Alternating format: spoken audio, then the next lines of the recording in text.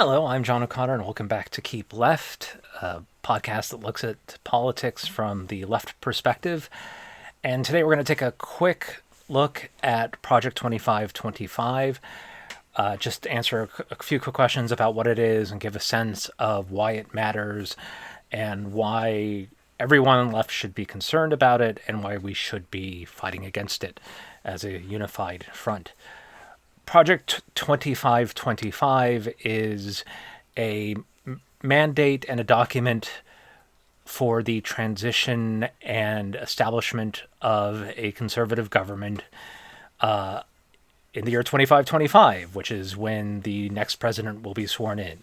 One of the criticisms about Donald Trump in his last administration was, and one of the things that kind of saved us as a nation, was how incompetent his administration was in many respects. There are a lot of cases in which the Trump administration tried to do things but couldn't because the way the administration went about it was frankly unlawful or unconstitutional or just frankly wrong. And what Project 2525 seeks to do is to provide a handbook for how Trump can achieve those particular goals, whatever they are, and we'll get into that later, in a way that actually succeeds. And the groups that got together were primarily done by the Heritage Foundation, a right-wing think tank, as well as dozens upon dozens of other conservative organizations, both crackpot and what once would have been considered mainstream, everything from the Claremont Institute to the various family institutes to the Hillsdale College. It was based on a similar program that was released by the Heritage Foundation in the 1981 when Ronald Reagan was sworn in. A lot of their recommendations got adopted by the Reagan and Bush administrations, and then the Bush administration after that. And this is their attempt to sort of relaunch it. They're also trying to put together a database of potential people to put in positions of power and authority in order to implement the strategies that they're outlining.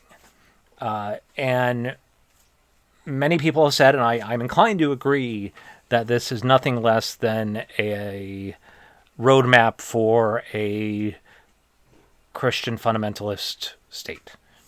In terms of literally putting immigrants into camps, in terms of establishing a particular type of family structure, in terms of outlawing homosexuality, in terms of race relations, in terms of treating non-Judeo-Christian religions certain ways. It essentially seeks to roll back the clock to some imagined type of 1950s that exist only in the minds of certain right-wing zealots. And the way it is set up is alarming. It's chilling, and it is something that we have to keep an eye on and really have to bring to the forefront. It is currently being brought to the forefront. Taraji in the Taraji Henson, I'm sorry if I got that name wrong, Taraji Nelson, at the BET Awards just recently talked about it. Jon Oliver devoted a whole section of his show to it, and I will do a link in the show notes to the YouTube where he looked at one particular aspect primarily of that, which we will also cover much less than he did, but we'll also get into other aspects of it as we go on towards Election Day. And because I think knowledge on this is vitally important, because I think it just sort of underscores how much we have to lose if we don't win this election by enough. And not just the presidential election, but also the Senate and the House. Look, governing is hard. Politics is hard. If it were easy, it'd be a dictatorship. And it's frustrating, and I wish things were better. I wish we won the 2000 election. I wish we won the 2016 election. But we didn't. And we just have to push harder and get us over the line again.